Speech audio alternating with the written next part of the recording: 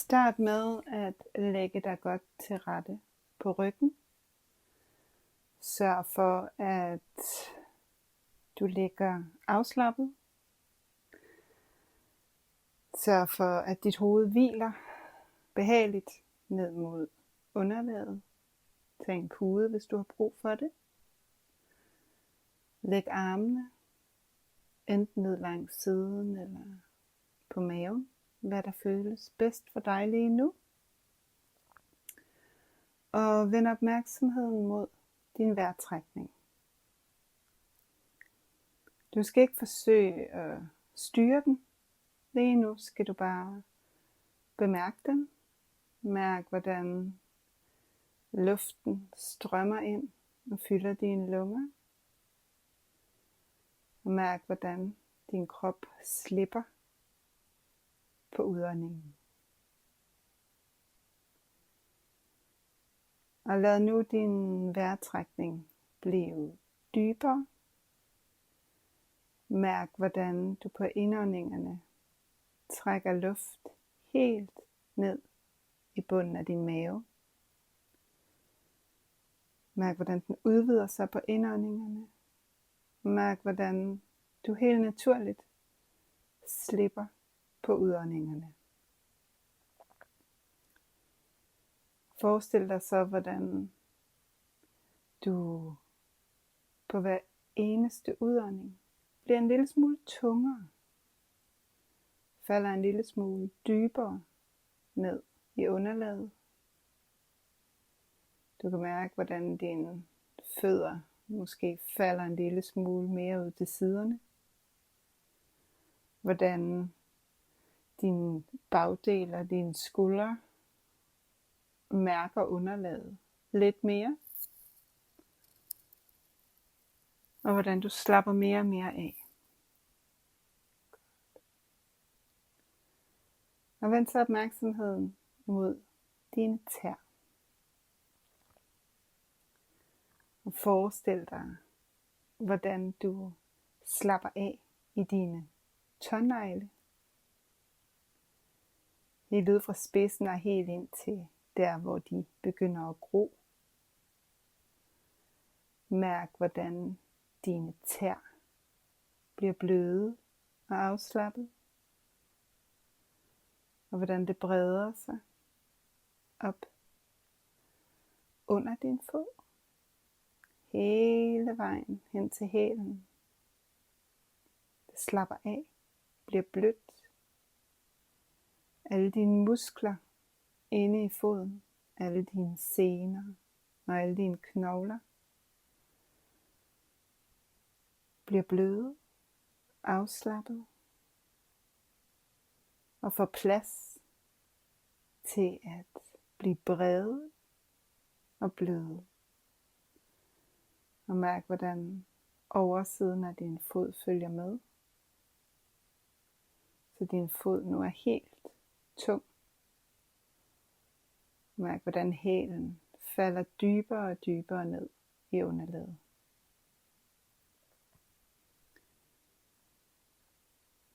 Mærk så, hvordan det her breder sig op i dine ankler.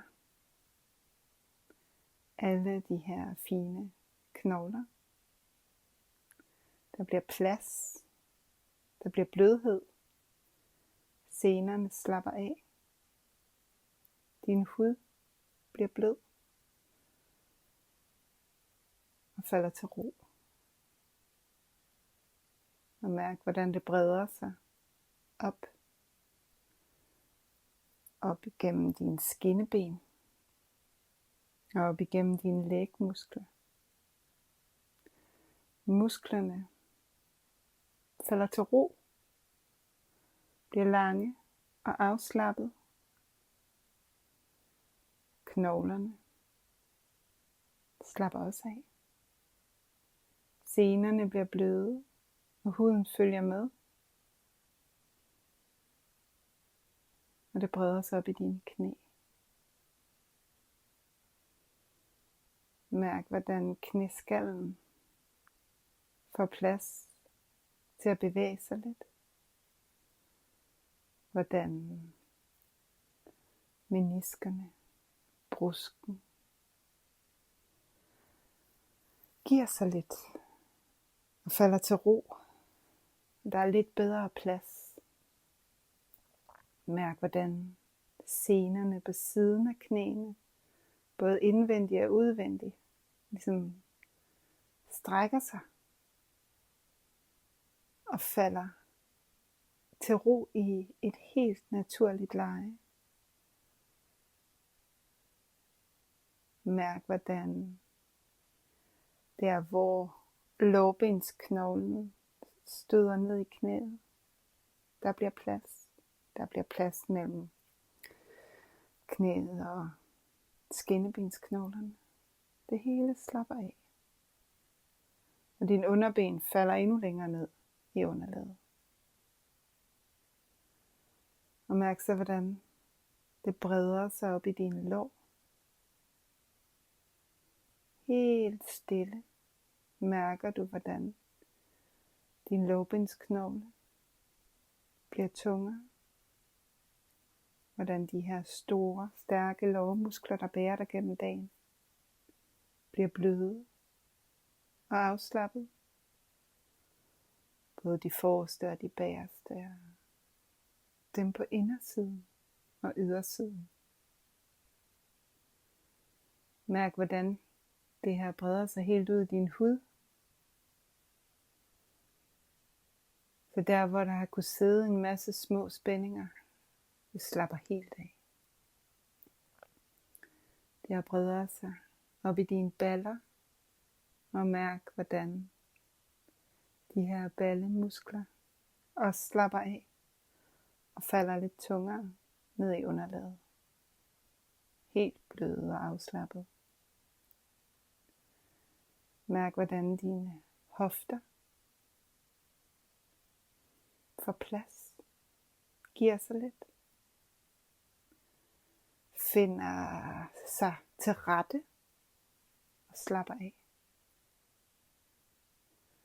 Og mærk hvordan dit bækken bevæger sig en lille smule, justerer sig, løsner op og falder til ro.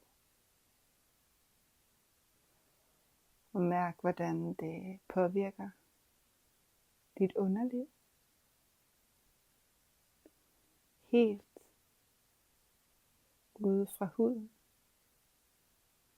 Hele vejen op i din blære. Hele vejen op i din livmor og din æggestokke. Det hele slapper af og bliver blødt. Hviler. Og alle de muskler du har i underlivet, som holder på alle de her vigtige ting, de holder stadig på det, men de slapper af. Og du hviler tungt og behageligt ned i underlaget. Mærk hvordan dit korsben begynder at flytte lidt på sig.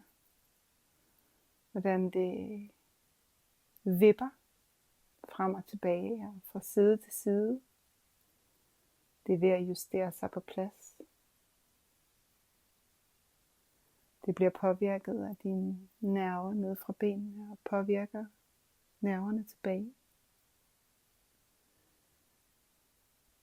Det finder et leje, så du kan mærke, at din bagdel bliver en lille smule tungere endnu. Det her breder sig op i gennem dine rygvirvler, helt nede fra korsbenet, op igennem hver enkelt rygvirvel. Mærk hvordan der bliver plads mellem rygvirvlerne.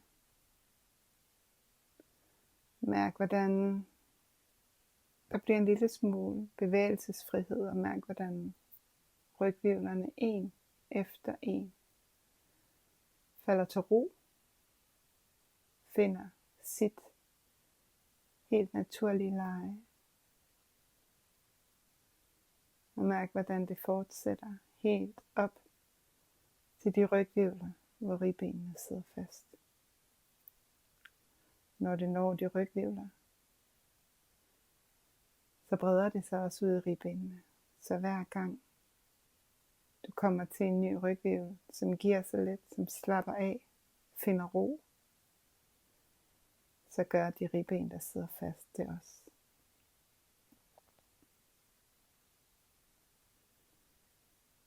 Og mærk, hvordan det giver dig evnen til at trække vejret lidt dybere.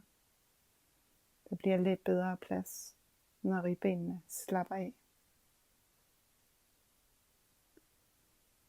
Og nyd det et øjeblik. Og fokuser så på din mave, på din navle. Og forestil dig, at din navle slapper af. Slipper alle spændinger, udvendigt og indvendigt. Og mærk, hvordan det giver dine tarme lov til at bevæge sig, som de har brug for.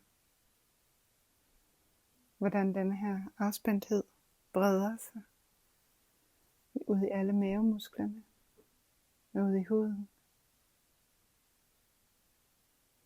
Helt op til mellemgulvet. Denne her hinde, som holder på alle de vigtige organer oppe i brystkassen.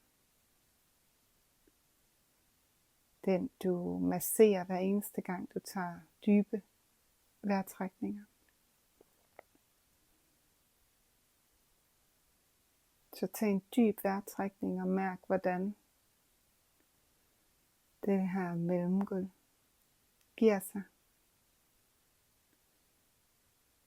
Og mærk, hvordan det slapper af, mens du puster ud. Lad vejrtrækningen vende tilbage til en rolig, afslappet vejrtrækning, som du ikke skal styre på nogen måde. Bare mærk, hvor dejligt det er, at mellemgulvet slapper af.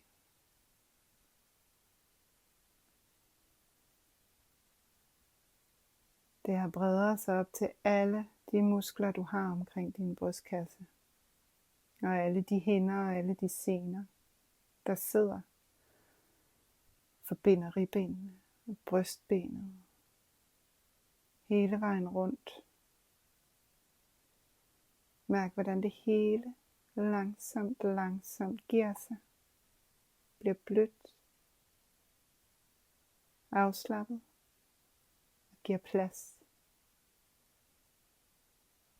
Og mærk, hvordan det påvirker alle dine indre organer. Hvordan det påvirker dine nyrer, din lever, din milt, dine lunger, dit hjerte, din mavesæk og alle de ting, jeg ikke har nævnt. Det hele får plads til at bevæge sig, som det har brug for. Til at kunne udvide sig og trække sig sammen, ligesom det er meningen, det skal.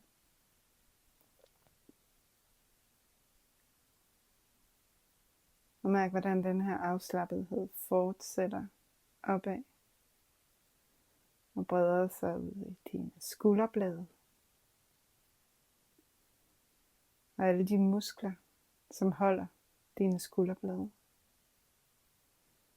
De store muskler, som hæfter på rygsøjlen hele vejen ned nærmest og går helt op til dine overarmsknogler. Mærk, hvordan de bliver bløde og tillader dine skulderblade at falde længere ned i madrassen.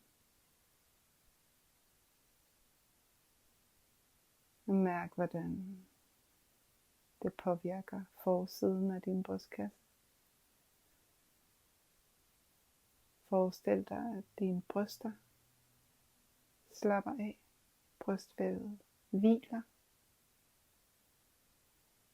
helt blødt og afslappet. Dit kraveben giver sig lidt, finder ro, slapper af.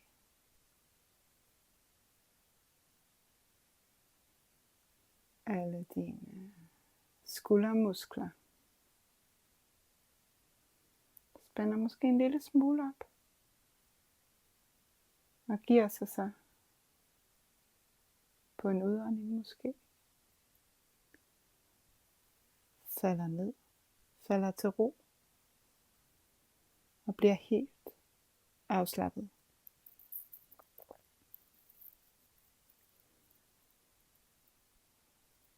Mærk, hvordan det gør, at dine skuldre falder længere ned i madrassen.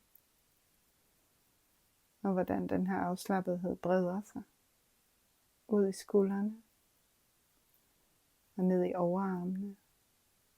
Alle de muskler, du har der. I knoglerne i overarmen, ned i albuen, ud i underarmen, både i knoglerne, senerne og musklerne,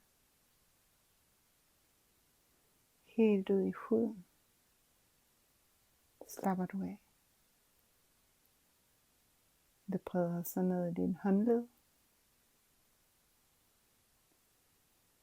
og ud i dine hænder,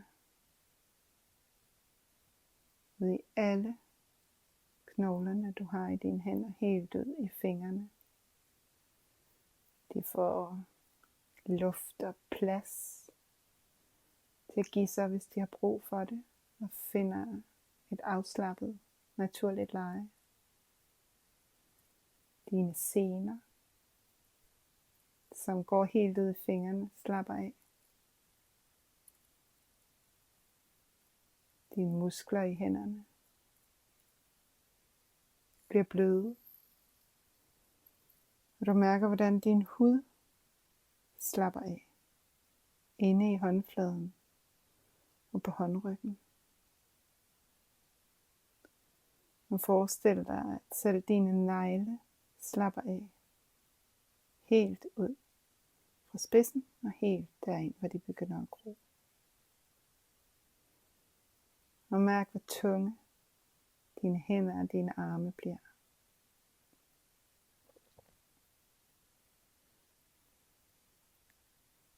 Den her afslappethed rejser videre op igennem dine nakkehvirvler. En efter en. Får de plads, luft og finder ro i et helt naturligt og afslappet leje. Helt op til den øverste nakkehvirvel. Op til de to fine knogler, som forbinder rygsøjlen med kraniet. Og mærk, hvordan der bliver ro.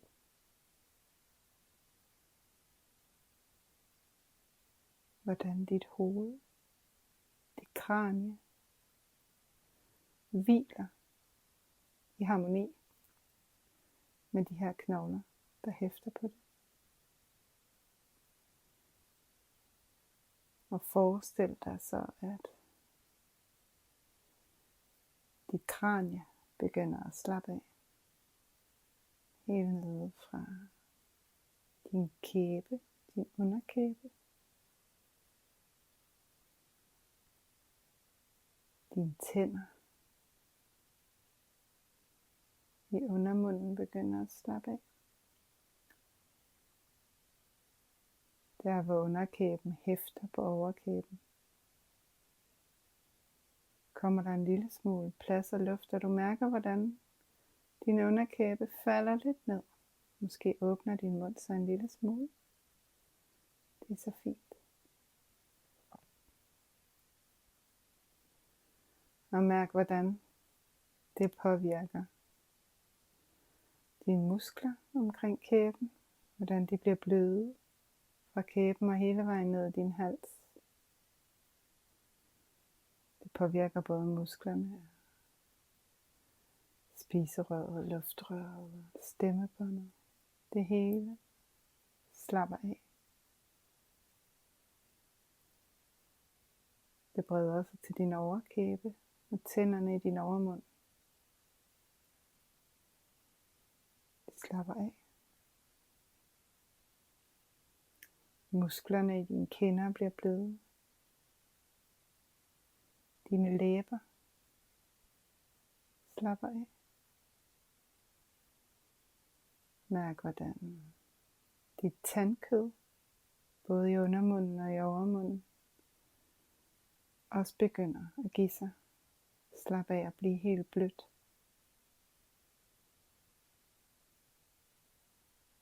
Hvordan din gane begynder at slappe af.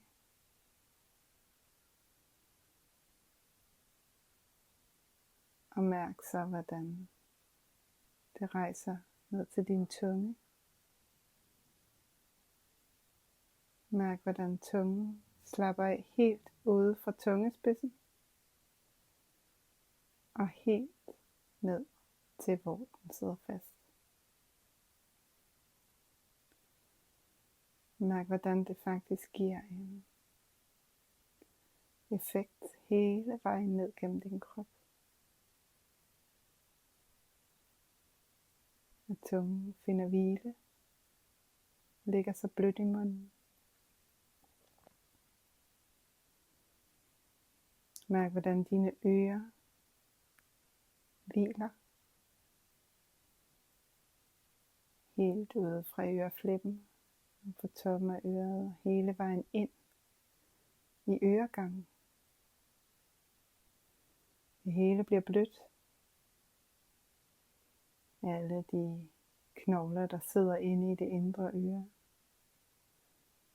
får lov til lige at lave en lille dans. Slap af. Find ro.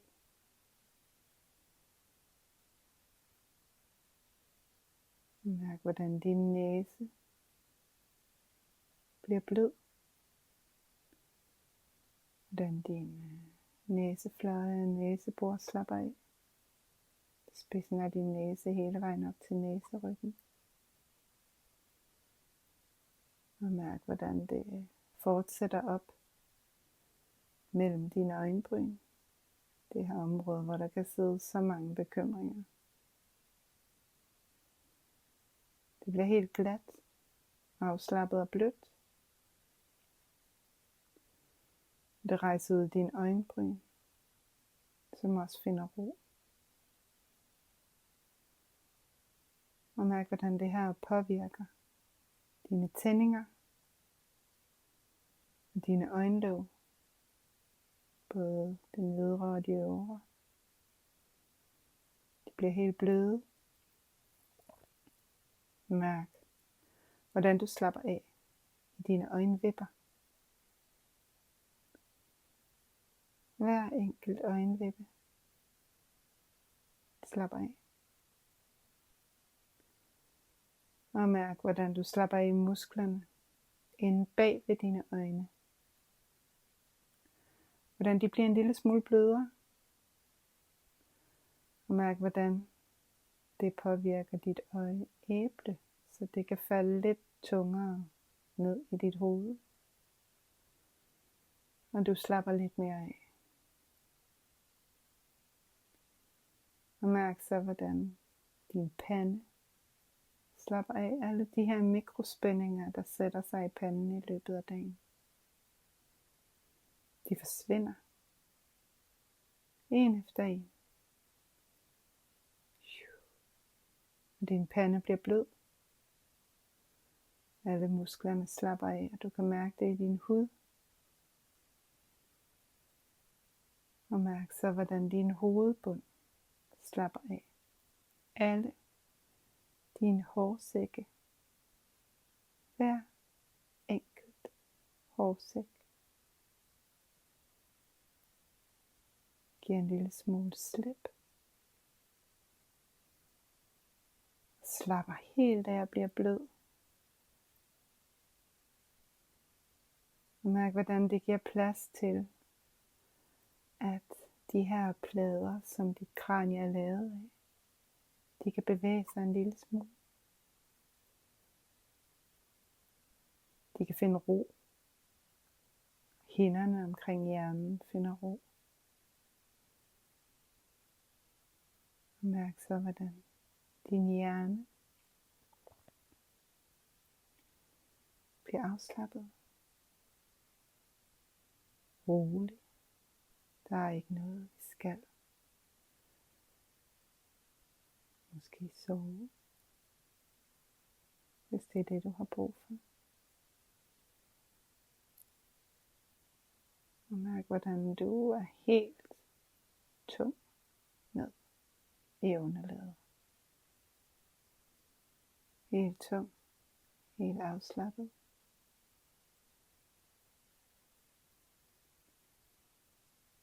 Vend opmærksomheden mod din vejrtrækning. Og mærk, hvordan den helt af sig selv fylder din krop med ilt. Og slipper det, du ikke har brug for mere.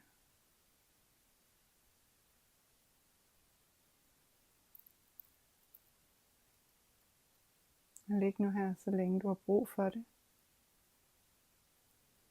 Hvis du har brug for at sove, gør du det. Hvis du har mere på programmet for i dag, så når du er klar, kan du begynde at mærke din krop igen. Bliv opmærksom på rummet omkring dig. Bevæg hænder og fødder en lille smule. Og bliv der blødt åbne dine øjne.